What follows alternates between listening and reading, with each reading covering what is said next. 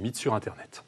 Un climat de tension que nous allons évoquer avec vous, Christophe Miette. Merci d'être en direct depuis Paris. Vous êtes policier et responsable du syndicat national des cadres de la sécurité intérieure. Vous étiez en poste à Toulouse en 2012 lors des attentats de Mohamed Merah. Doit-on craindre ce soir un déplacement du conflit au Proche-Orient dans notre région et de nouveaux actes terroristes comme la France a connu ? Il faut à tout prix l'éviter, bien sûr. Maintenant, des consignes ont été données par le ministre de l'Intérieur. Ça passe par l'interdiction de manifestations pro-palestiniennes. Ça passe par une surveillance accrue également des lieux de culte et des écoles de confession juive, bien entendu.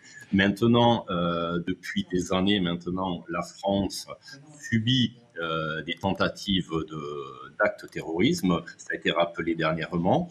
Pour preuve, nos collègues de la DGSI ou de la DGSE font un travail formidable. Pour des raisons de sécurité, il ne sera pas dévoilé ce soir leur travail, mais pour preuve, on a abouti récemment au procès de Magnanville et chaque jour, nos collègues travaillent pour éviter justement qu'il y ait des attentats sur le sol français. Christophe Miette, Carole Delga, la présidente de la région Occitanie, a décidé de renforcer la sécurité aux abords des lycées. Est-ce que vous avez eu connaissance de menaces ?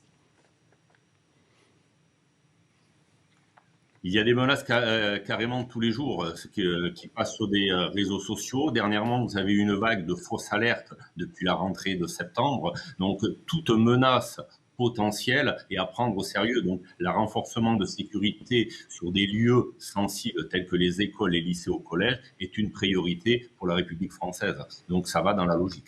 Quel type de personnes, quelles structures aujourd'hui sont particulièrement surveillées en Occitanie ? J'allais dire, vous êtes toujours dans le cadre de Vigipirate. Vous avez des effectifs sentinelles qui tournent, donc ça va être les lieux qui sont fréquentés par le plus grand nombre. Ça peut être les centres-villes, ça peut être également les églises, voire les autres lieux de culte, les écoles de différentes confessions, et ainsi de suite. Donc tout lieu potentiellement peut être dangereux. Nous l'avons vu à Marseille il y a quelques années avec une attaque terroriste au niveau de la gare.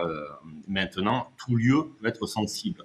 Le but, c'est d'être vigilant, de faire attention et de signaler tout acte qui pourrait paraître suspect au regard de la situation aux forces de l'ordre. Merci beaucoup Christophe Miette d'avoir été en direct avec nous. Je rappelle que vous êtes policier et responsable du syndicat des cadres de la sécurité intérieure. Merci. Précisons aussi